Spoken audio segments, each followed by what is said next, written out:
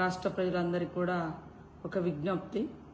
మరి ఇప్పటికే వాతావరణ శాఖ తెలిపినటువంటి వివరాల ప్రకారం భారీ నుంచి అతి భారీ వర్షాలు పడేటువంటి అవకాశం ఉన్న దృష్ట్యా మరి అందరూ కూడా అప్రమత్తంగా ఉండి వాగుల దగ్గర కానీ చెరువుల కాడికి కానీ మరి రాత్రిపూట బయటికి రాకుండా జాగ్రత్తగా ఉండాలి.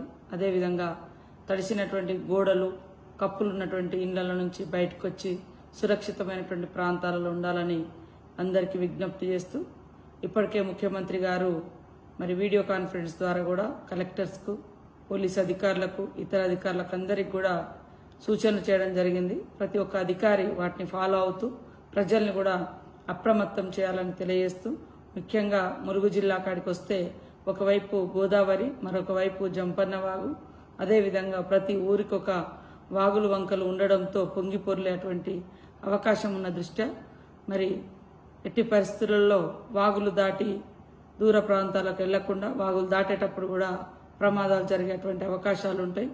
అదే కాకుండా చేపల వేటకు పోయేటువంటి మత్స్యశాఖ సోదరులకు కూడా విజ్ఞప్తి, దయచేసి బయటికి వెళ్లకుండా కుటుంబ సభ్యులతోటే ఉండాలని కోరుకుంటూ, అదేవిధంగా కలెక్టర్స్ మరి ముఖ్యంగా ములుగు కలెక్టర్ గారు, అధికారులు అందరూ కూడా అప్రమత్తంగా ఉండాలి. పోలీస్ అధికారులు కూడా ప్రజల్ని అప్రమత్తం చేయాలి.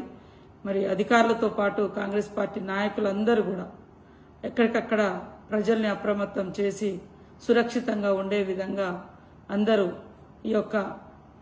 ఏదైతే భారీ వర్షాల నేపథ్యంలో ప్రజల్ని అప్రమత్తం చేయడం, వారికి తోడుగా కాంగ్రెస్ పార్టీ నాయకులందరూ కూడా ఉండాల్సిన అవసరం ఉందని తెలియజేస్తూ, అందరూ సురక్షితంగా జాగ్రత్తగా ఉండే విధంగా ఎవరికి వాళ్ళు తగు చర్యలు తీసుకోవాలని కోరుకుంటూ